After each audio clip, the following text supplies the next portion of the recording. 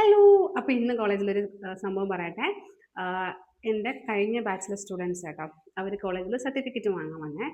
ആഹ് ചെറിയ കാര്യം കേട്ടോ. But I feel so happy and നമ്മൾ കരിയർ ഈ ചൂസ് ചെയ്യുമ്പോൾ ഓഫ് കോഴ്സ് മണി ഒരു ഫാക്ടർ തന്നെയാണ്. അപ്പോൾ നമുക്ക് തോന്നും നമ്മൾ ഡോക്ടറേറ്റ് ഒക്കെ എടുത്തിട്ട് അയ്യോ! ഇത്ര സാലറി ഉള്ളൂ എന്ന് തോന്നും. ബട്ട് അതിനേക്കാൾ ഉപരി നമ്മുടെ കരിയറിൽ ഒരു സാറ്റിസ്ഫാക്ഷൻ കിട്ടുന്ന ചില മൊമെന്റ്സ് ഉണ്ടാവില്ല. അപ്പോൾ അങ്ങനത്തെ ഒരു മൊമെന്റ് ആട്ടോ. അപ്പോൾ കഴിഞ്ഞ ബാച്ചിലെ പാസ് ഔട്ട് ആയ സ്റ്റുഡൻസ് വന്നു. സർട്ടിഫിക്കറ്റ് വാങ്ങാൻ വന്നയാ. വാങ്ങാൻ വന്നിട്ട് അവൻ എന്നെ വിളിച്ചു. എൻ്റെ ഞാൻ ക്ലാസ് ടീച്ചർഷിപ്പ് എടുത്തിരുന്ന ക്ലാസ്സിലെ കുട്ടിയായിരുന്നു കേട്ടോ. അപ്പോൾ അവനെ വിളിച്ചപ്പോൾ ഞാൻ വേറെ ക്ലാസ്സിലായതുകൊണ്ട് ഞാൻ എടുത്തില്ല. അപ്പോൾ ഞാൻ അറിഞ്ഞില്ല ഇവൻ വന്ന കാര്യമേ അറിഞ്ഞു. 2 സ്റ്റുഡൻസ് ആയിരുന്നേ. വന്നതേ അറിഞ്ഞില്ല. അപ്പോൾ ഞാൻ ക്ലാസ് കഴിഞ്ഞ് ഇറങ്ങി വന്നപ്പോഴത്തേനും ഈ 2 സ്റ്റുഡൻസിനെ ഞാൻ കണ്ടു. അപ്പോൾ ഓഫീസിൽ 2 പേരോട് സംസാരിച്ചുകൊണ്ട് നിൽക്കുകയായിരുന്നു. അപ്പോൾ ആ ഓടി വന്നേ.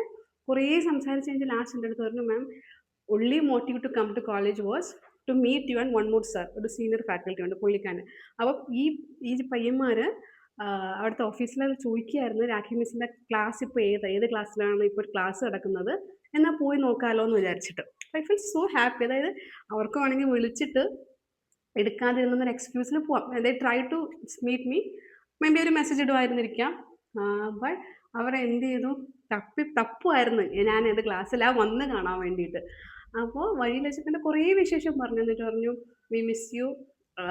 എനിക്കറിയില്ല, ബട്ട് എനിക്ക് ഭയങ്കര സന്തോഷം തോന്നിയിട്ട് അവർ കുഞ്ഞ് എഫേർട്ട് ആണെങ്കിൽ ഇട്ടല്ലോ അവിടെ നിന്ന് പോകുന്നതിന് മുന്നേ എന്നെ ഒന്ന് കാണാൻ.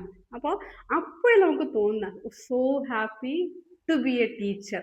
നമ്മൾ മോണിറ്ററി ബെനിഫിറ്റിനെക്കാളും നമ്മൾ ടീച്ചേഴ്സ് പറയില്ലേ, ആഹ് നമ്മുടെ കുട്ടികളെല്ലാം നമ്മൾ പഠിപ്പിച്ച ആൾക്കാർ കുറേയും കൂടി എന്താ വലിയ ലെവലിലൊക്കെ എത്തിയിട്ട് നമ്മളെ കാണാൻ വരിക.